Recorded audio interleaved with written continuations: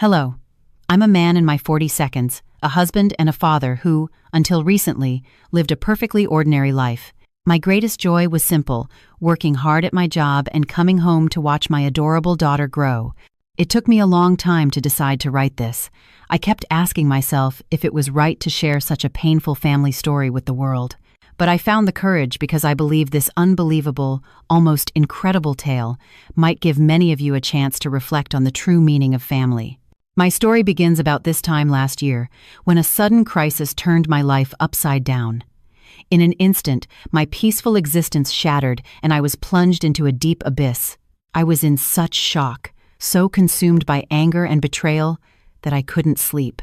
The very foundations of my life, things I had believed in for so long, had crumbled beneath me. I wanted to end it all. But my mother held me back.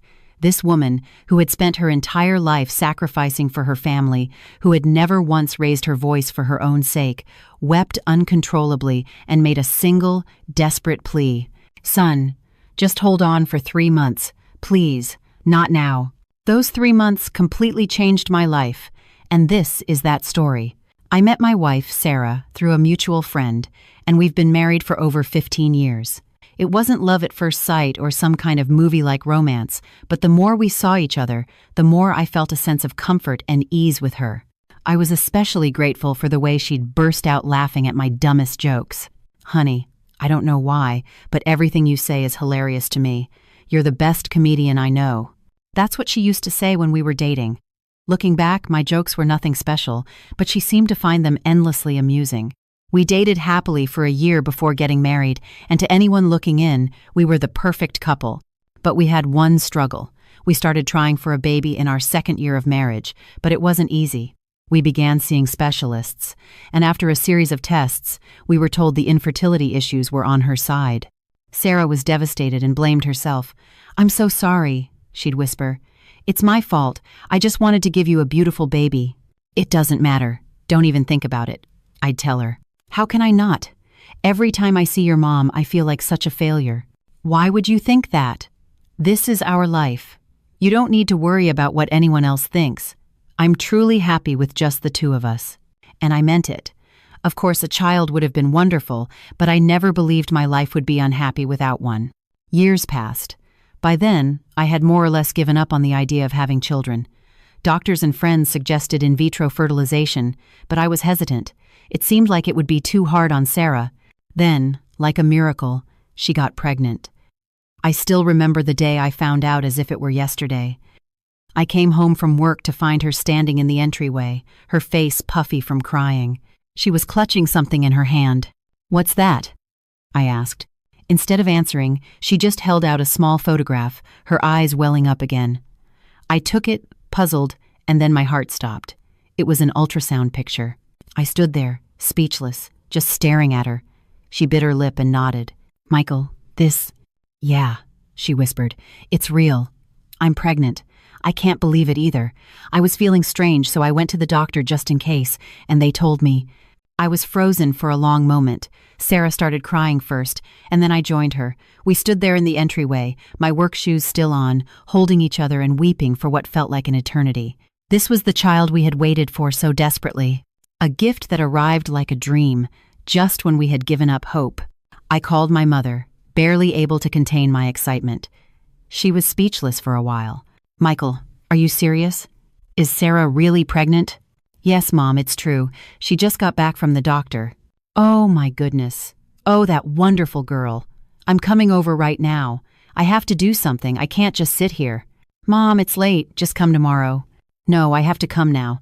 I have to see my Sarah's face." When she arrived, my mother wordlessly pulled Sarah into a long, tight hug. Throughout the pregnancy, our entire family treated her like she was made of glass. We worried if she lifted anything heavy, if she might slip on the stairs, if she was overexerting herself in any way. Sarah would laugh and say she was fine, but we all prayed with one heart for the healthy birth of this child. She was so precious, so long awaited. Then, about a month before her due date, a crisis erupted at work. A problem had come up with a project I was managing, and I had to fly to our London office to handle it in person. Can I really leave now, with the baby due in a month? The thought tormented me. but my boss assured me it would only be a 3-night trip, so I made up my mind.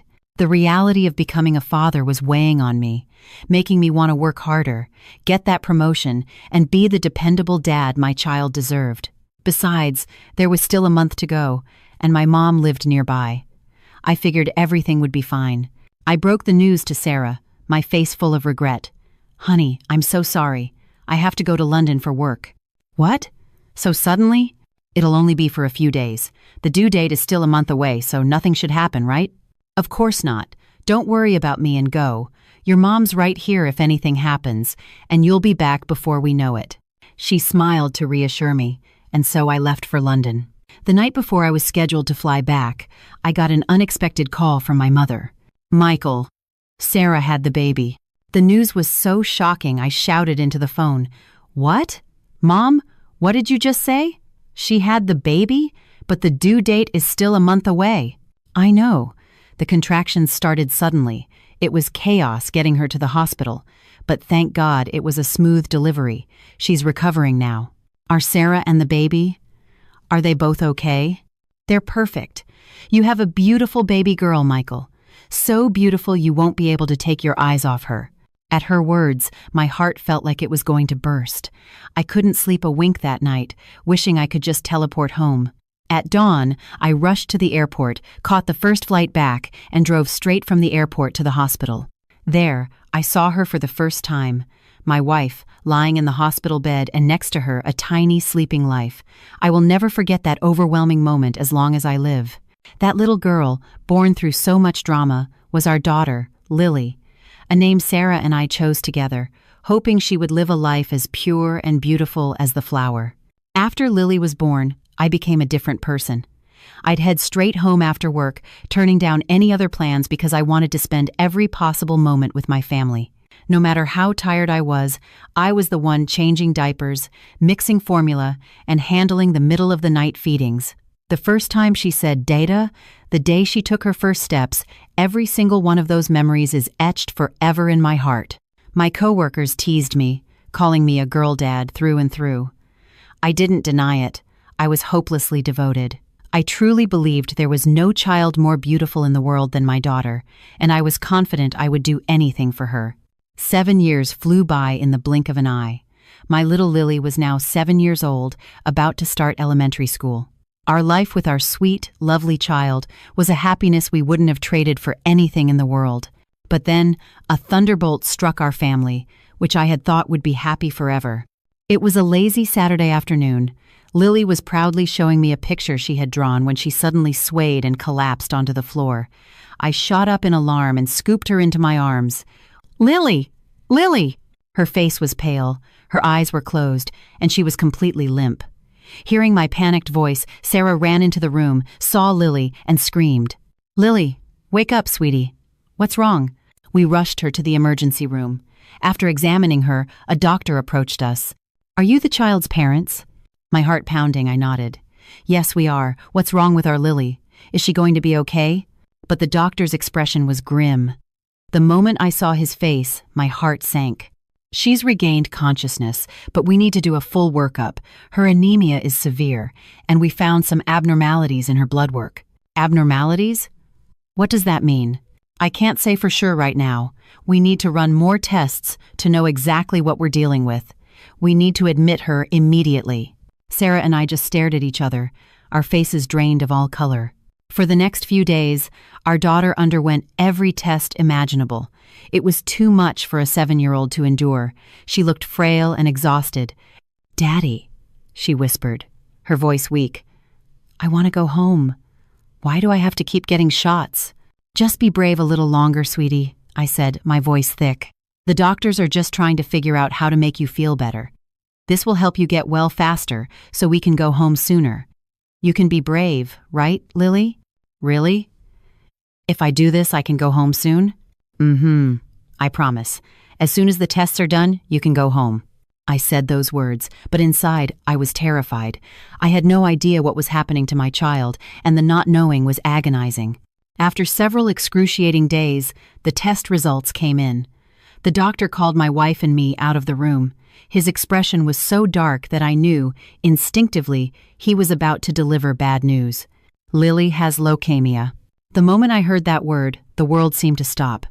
Everything went dark, and a ringing filled my ears. I felt Sarah slump to the floor beside me, but I couldn't even think to help her up. I just stared at the doctor. Numb. "Is there a cure?" I asked, my voice a hollow whisper. "She can be cured, right?" "We need to start chemotherapy immediately. However, in Lily's case, chemo alone won't be enough. The only fundamental cure is a bone marrow transplant." "A bone marrow transplant?" "Yes. We need to find a suitable donor. It's not an easy process." Without hesitation, I said, "Test me first. I'll do anything for Lily. I couldn't finish the sentence. A sob tore through me. My wife, who had collapsed upon hearing the doctor's words, had fainted and had to be taken to the ER to be rehydrated with an IV. Sarah and I were tested immediately and waited for the results. A few days later, we went to hear the outcome. The doctor looked at us with a troubled expression. "We have the results from both of your tests," he began, "and something unexpected has come up." "What is it?" I asked, my heart hammering. "One of us can be a donor for Lily, right? We're her parents." The doctor hesitated, looking like he didn't know how to say what he needed to say. A knot of dread formed in my stomach. "What is it, doctor? Is there something wrong with me? I've been cutting back on drinking. I quit smoking for her." "No, it's not that." The doctor finally looked me in the eye. "I need to ask, is Lily adopted?" "What? Adopted? What are you talking about? My wife gave birth to Lily." "Well, Lily's blood type is one that is biologically impossible to result from the combination of yours and your wife's blood types." I couldn't process his words. "What does that mean?" The doctor explained it slowly. "The combination of my blood type and Sarah's could never produce a child with Lily's blood type. Of course, we can't be certain based on blood type alone," he added, "but we need to look into this further." I don't remember how I left that office.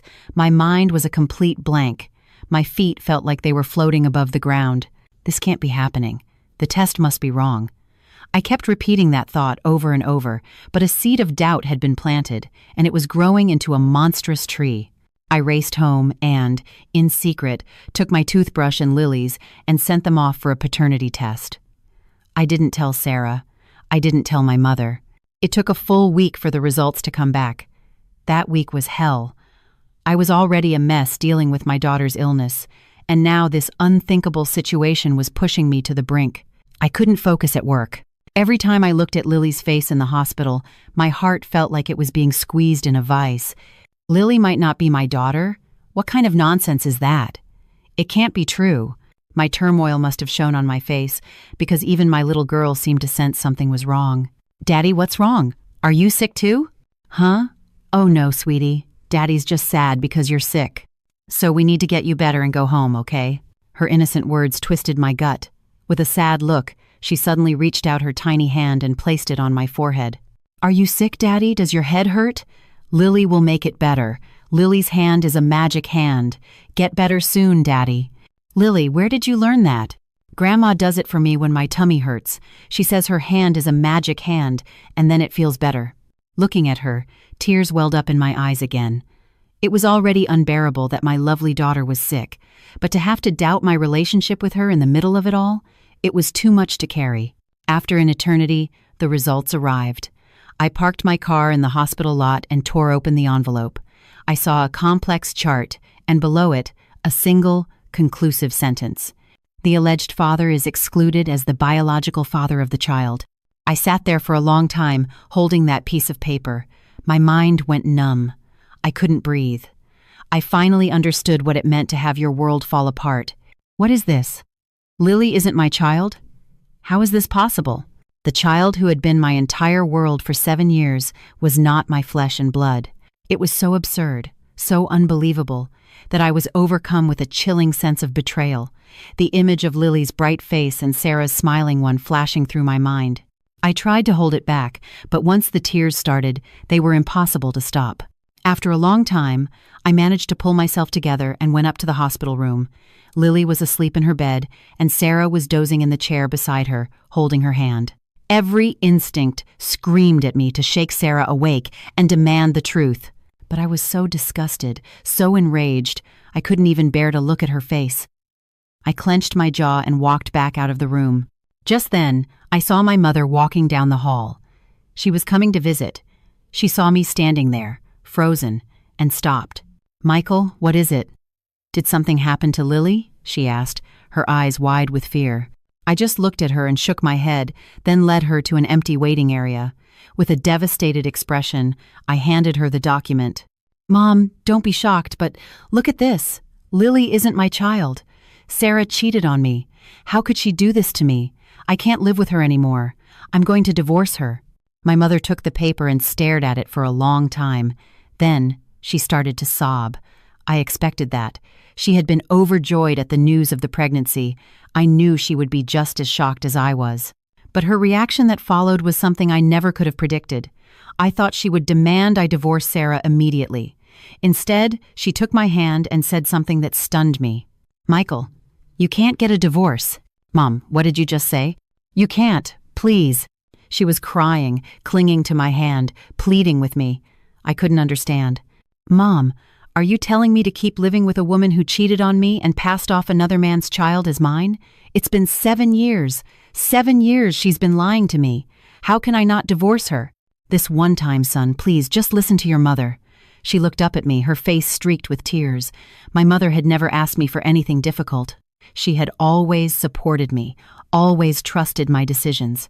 This was the first time in my life she had ever tried to stop me so desperately. "Even if it's hard, just a little longer. Just 3 months. Son, just hold on for 3 months. Not now. I'm begging you." "3 months? Mom, what are you talking about? Why 3 months? What's going to change?" I pressed her for an answer, but she just shook her head. "I can't tell you now. It's not time yet. Please trust me, and just wait 3 months. No matter how much it hurts, if you can just hold on until then, I'll explain everything." "Mom, why are you doing this? If you don't want to see me go crazy, please just tell me now." "Michael, I'm begging you. When have I ever asked you for anything like this? For now, don't think about anything else. Just focus on keeping Lily from getting any sicker.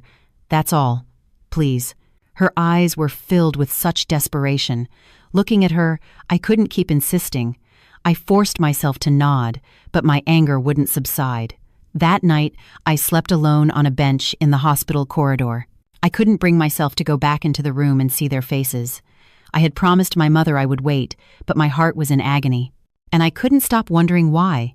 Why would my mother defend a cheating daughter-in-law and stop her own son from getting a divorce? To find out, I had to keep my promise, but that time was a living hell. Lily's chemotherapy started a few days later, but I couldn't even look Sarah in the eye. We would be in the same room, but I wouldn't say a word. When Lily fell asleep, I'd go out into the hallway and spend the night there. Sarah seemed to think my strange behavior was because I was struggling to see our daughter in pain, so she didn't say much. She was also exhausted from caring for Lily, and probably didn't have the energy to pay much attention to my change in mood. But it was Lily who first noticed the change. One day, as I was staring blankly out the window, she called to me. "Daddy, why don't you hug me anymore? Do you not like me because I'm sick?" "What?" "No, that's not it. Daddy's just a little tired." "You're always tired lately, Daddy. It's because of me, isn't it?" "No, Lily, it's not because of you." She looked down, dejected. The old me would have scooped her up into a big hug and reassured her, but I couldn't. The fact that she wasn't my biological daughter was a constant, screaming thought in my head. That night, I was again sitting on a bench in the hospital corridor, my mind racing with torturous thoughts. Who did Sarah have an affair with? When did it start? Was she laughing at me this whole time, for 7 years, while I was being a fool? Then, Sarah came out into the hallway. Lily must have fallen asleep. In the quiet of the hospital, she sighed and spoke first. "Michael, you look awful. This is so hard, isn't it? I'm sorry I haven't been able to pay you any attention with everything going on with Lily." "Just stop," I said, my voice laced with a bitterness I couldn't control. "I don't want to talk about it with you." She looked at me, shocked and confused. Seeing her face made my anger even harder to contain, and finally, the secret I had been holding back burst out. "Is there anything you need to tell me about Lily?" "Huh? What do you mean?" I tried to keep my voice steady, but it trembled with a mixture of rage and grief.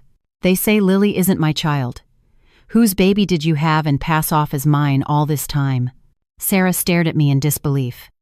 Michael, what are you talking about? Who told you something so ridiculous? Lily has a blood type that's impossible for us to have created, so I got a test. It said there's no paternal relationship between me and Lily. She stared at me, dumbfounded, before shaking her head.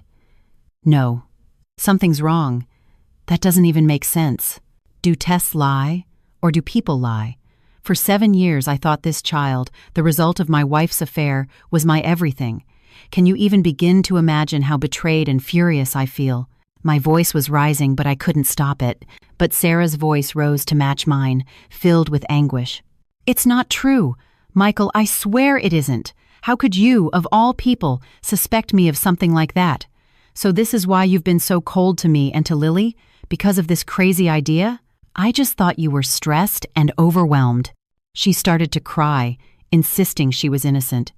But I couldn't believe her tears. The test results clearly stated that Lily was not my child. To me, there was only one possible explanation. I looked at her crying and said coldly, I don't want to hear it. If you're going to cry, go do it somewhere else. Michael, why are you being like this? She whispered, her face a mask of disbelief.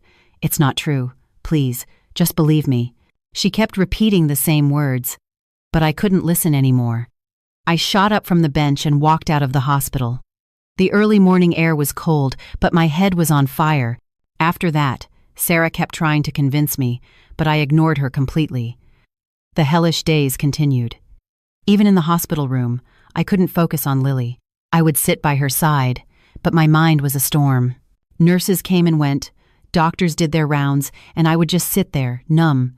I felt fury when I looked at Sarah, and my heart would break when I looked at Lily. I didn't know how to act around my own daughter anymore. Through it all, the chemo continued. But tragically, it didn't seem to be very effective. Lily's hair fell out, and she grew more gaunt by the day. Watching her suffer and being unable to do anything was its own special kind of torture. In those moments, it didn't matter if Lily was my biological child or not. I felt like I would do anything, absolutely anything, if it meant she could get better. I would corner her doctor every day, begging him to save her. But he would just repeat the same thing. The only real hope was finding a suitable bone marrow donor. Around this time, my mother's behavior grew stranger. After telling me to wait 3 months, she started going out all the time. She was usually a homebody, but now, every time I called, she was out. Mom, where are you? Oh, I just had to step out for a bit. For what? Just meeting some friends, she'd say, trailing off. It felt odd, but I was too wrapped up in my own problems to press her. But it kept happening. My mother was going out more than ever before. She'd come to the hospital to see Lily and then leave in a hurry. When I'd ask where she was going, she'd give vague excuses, meeting a friend, going to church. I had a feeling she was lying. One day, I overheard her on the phone as she was rushing out of the hospital. Yes, the address is, please, I'm begging you, do it as fast as you can. I have to find her. Yes, I'll pay whatever it costs. The money doesn't matter. Just please, hurry. Hearing that call deepened my suspicion. Who is she so desperate to find? She ended the call, her voice trembling and on the verge of tears. It was all very strange. Meanwhile, Sarah took every opportunity to plead her innocence. Michael, it wasn't me. I swear on my parents' graves. After I met you, I never even looked at another man. Then explain it, I'd challenge her. How do you explain the test results? I don't know. I honestly don't know.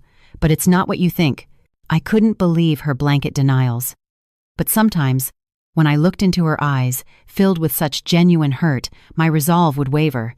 So, wondering if maybe, just maybe, the test had been wrong, I had it done one more time.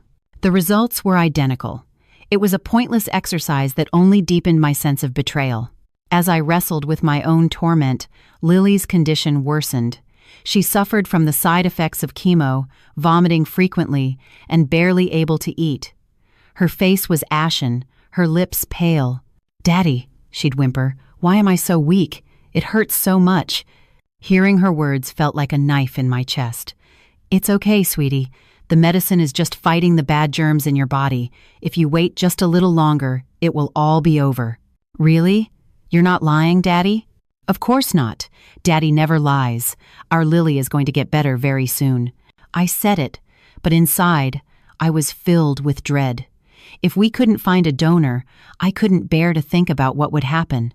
The agonizing time passed, and the promised 3 months were nearly up. My mother called me. "Michael, I need you and Sarah to come to the house this weekend. I have something important to tell you." "What is it? Can't you just come to the hospital?" "No. This needs to be said where it's just us family. I promised you, didn't I, that if you held on for 3 months, I'd tell you everything. Don't worry about Lily. I've already asked your aunt to stay with her for the day."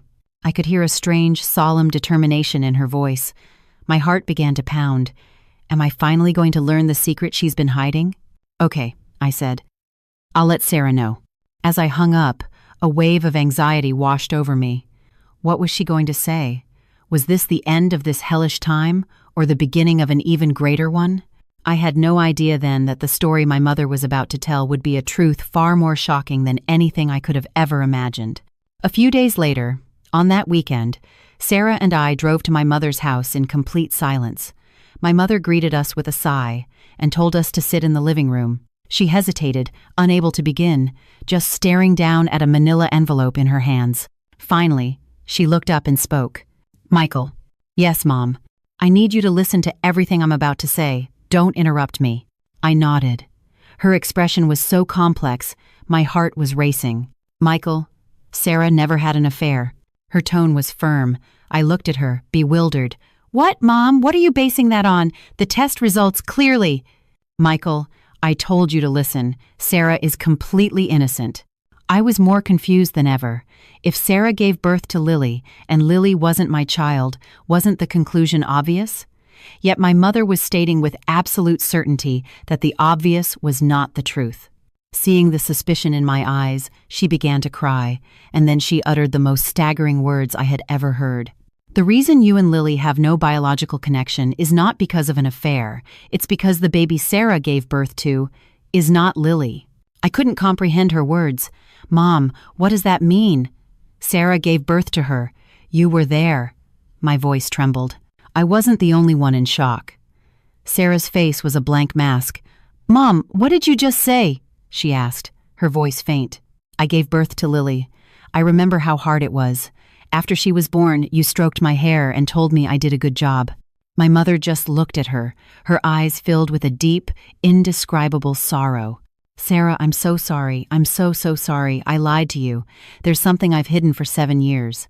Sarah's face went white as my mother placed the envelope on the table and began her story. "We have to go back 7 years, to when you were a month away from your due date, and Michael went to London on that business trip." I nodded. "Yes. It was supposed to be a few days, but Lily was born while I was gone." "That's right. While you were away, Sarah called me saying her stomach hurt. It was much too early. I rushed over, got her in a taxi, and took her to the small community hospital nearby. So far, it was the story I knew. But what came next was something I had never heard before. The truth is, Sarah, you had a very difficult labor. It was long and arduous. The doctors said if they waited any longer, both you and the baby would be in danger, so they performed an emergency C-section." My mother paused, overcome with emotion, unable to continue. "Mom, what is it?" I urged, my anxiety skyrocketing. "Please, keep going." She took a moment to compose herself. During the delivery, the baby's heart suddenly stopped. The doctors did everything they could to save her, but it was no use. By the time they delivered her, it was too late. "Sarah, you delivered a stillborn baby." The world fell away. Beside me, Sarah let out a strangled cry. "No, that's a lie. I gave birth to a healthy baby. Lily is my daughter." She shot to her feet, her body shaking violently. "Mom, why are you saying this? When I woke up from the anesthesia, you brought Lily to me." My mother didn't answer. She just bowed her head, weeping. After a long moment, she revealed the rest of the devastating truth. "Sarah, I am so sorry.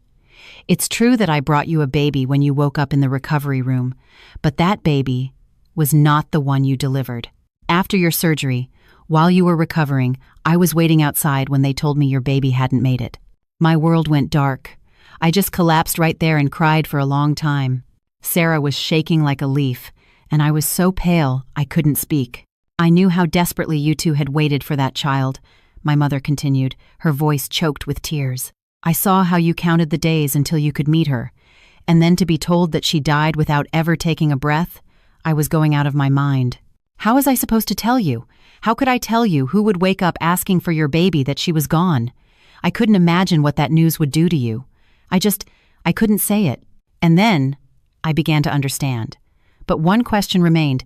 But Mom, then who is Lily? Where did she come from? My mother took a deep breath. That day, I was crying in the hallway outside the nursery. I had told you I would bring the baby, but I had no idea what to do. I was a complete mess. That's when I overheard two nurses talking. About what?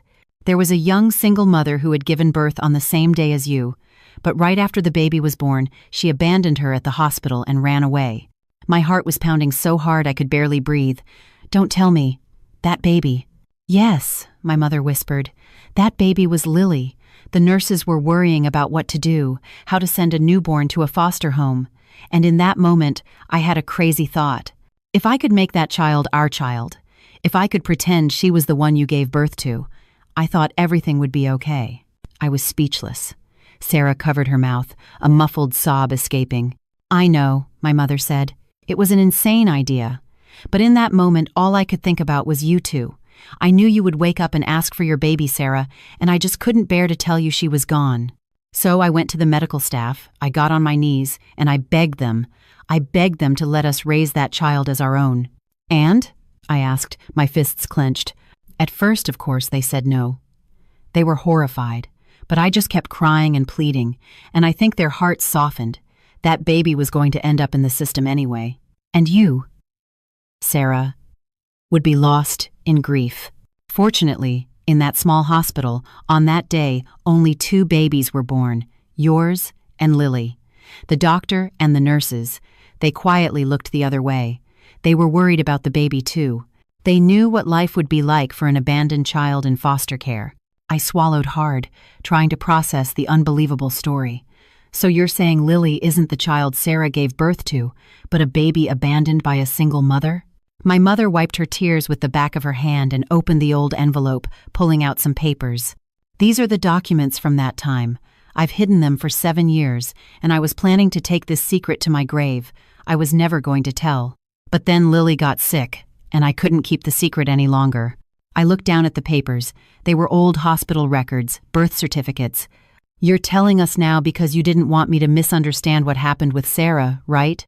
I asked, tears streaming down my face. If it weren't for this, we would have gone our whole lives without knowing. That's part of it, she said. But the biggest reason is Lily. She's sick and needs a bone marrow transplant, and there's no match in our family. In that instant, I understood what my mother had been doing for the past 3 months. Mom, don't tell me. Yes, I've been searching for the single mother who abandoned Lily all those years ago, Lily's birth mother. I hired a private investigator. At her words, Sarah and I froze. The image of my mother, always busy, always on the phone for the last 3 months, flashed in my mind. So? I asked, my voice tight with tension. Did you find her? My mother nodded. Yes, I found her. At that one phrase, Sarah, who had been completely broken, shot her head up. Really? Mom, is that true? You met Lily's birth mother? Yes. I told them I'd pay whatever it took to find her. They used the 7-year-old hospital records to search the entire country, and they finally located her. I held my breath and pressed on. So? What is she like? Can she save Lily? Her name is Jenna. She works at a small hair salon in a little town upstate. She's married now with 2 other kids, and she never told her husband about the baby she had.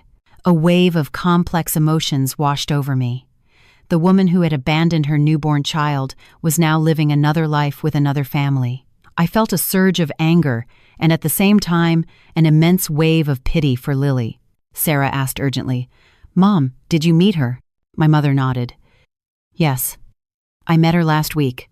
What did she say? Can she help our Lily? At first, she was just stunned, my mother said slowly.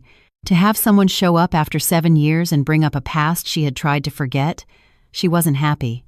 But when I explained the whole situation, she broke down. She got on her knees and begged for my forgiveness, even though she'd done nothing to me.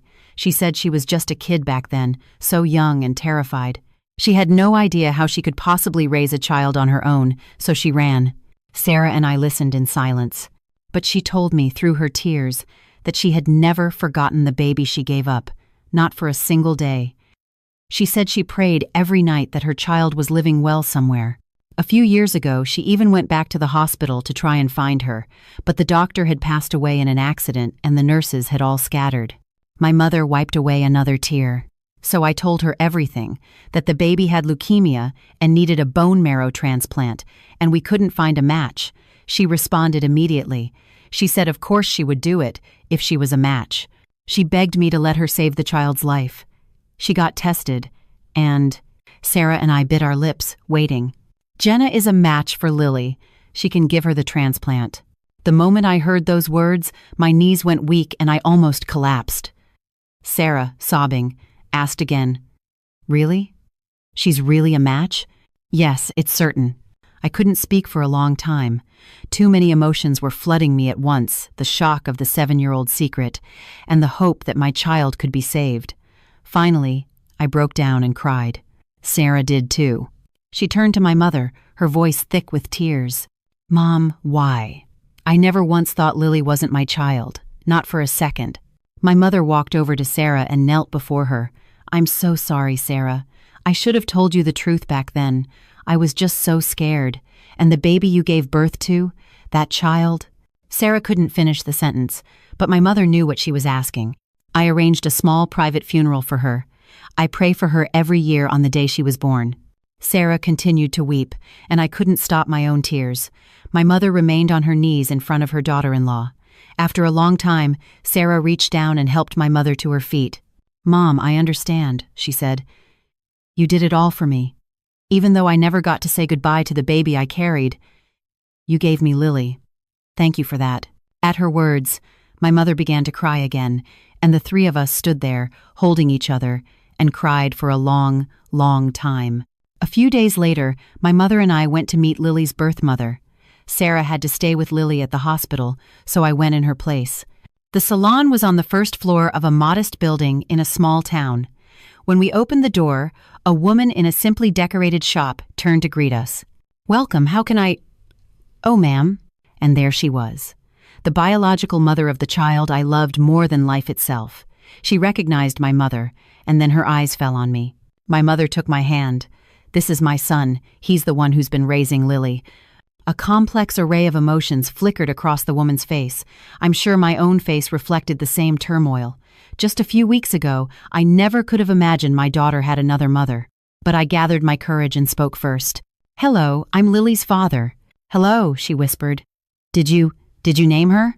"Yes, Lily. My wife and I chose it together."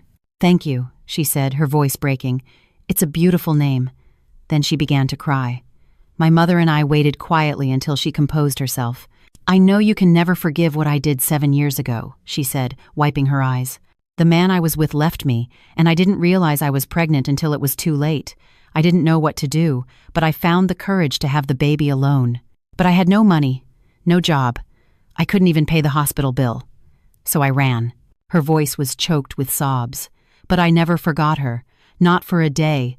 I prayed every single night that my baby was safe and happy somewhere." I looked at her and said softly, "The past doesn't matter right now. What's important is saving Lily. Are you sure you want to go through with the transplant?" Her eyes shone with a firm resolve. "Yes, of course. I'm ready whenever. Tomorrow, if you need me. Just tell me what's best for Lily's condition, and we can set the date." Hearing her answer, I bowed my head instinctively. "Thank you. Because of you, Lily has a chance to live. Thank you so much." But as I finished, she bowed her head to me. "No," she said. "Thank you.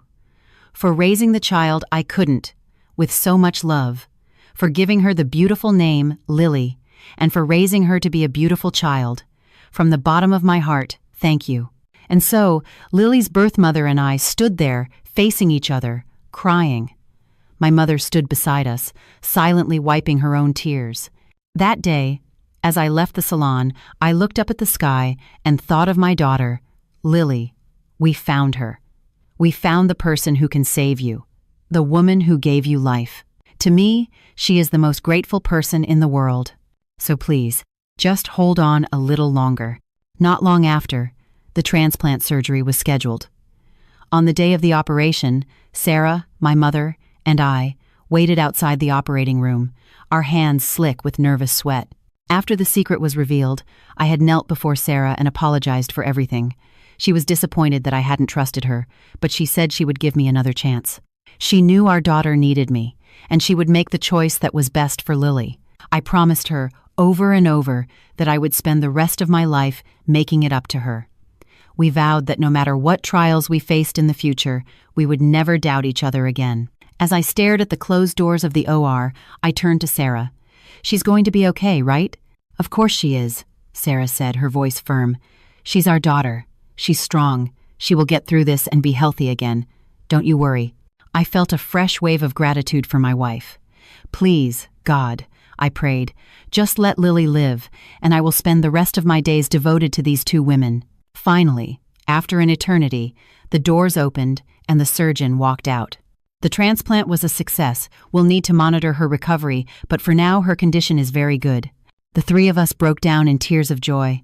A little later, we went to see Jenna, Lily's birth mother and our savior, in her recovery room. Sarah took her hand.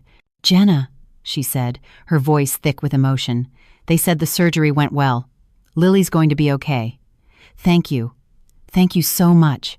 Tears streamed down Jenna's face. "I'm so glad. I'm so glad." Sarah bowed her head again. "Thank you for not giving up on her 7 years ago, for bringing her into this world, and for saving her now. To us, Lily is the most precious thing in the world. Please, let go of your burden now, Jenna, and be happy." Jenna replied through her own tears, "Thank you for raising the child I couldn't with so much love. I just have one favor to ask. Anything. Just say it. Please, don't ever let Lily know she was abandoned. I know she should know that her birth mother saved her life, but..." She shook her head. "No, please, just let her live happily, believing that you are her real parents. That's my last wish." Sarah and I nodded without hesitation. A few days later, after watching from a distance as Lily began to recover, Jenna quietly left. I saw Sarah run to her, press a photograph of Lily into her hand, and bow deeply one last time. In the months that followed, Lily steadily regained her health. She still has regular checkups, but the doctors say she's recovering quickly, and she's living a happy, joyful life. And sometime after, Sarah and I went to the church my mother had told us about. There, we lit a candle and said a tearful prayer for the child who never got to see the light of this world. We prayed and prayed again, that in the next life we might have the chance to meet as parent and child. We took a very difficult road to find the happiness we have today. And through this experience, I learned something profound. The most important thing in a family is not the blood you share, but the depth of the love and care you have for one another. Thank you for listening to my long story. I hope that today, you too can find warmth and happiness in the boundless love of your family.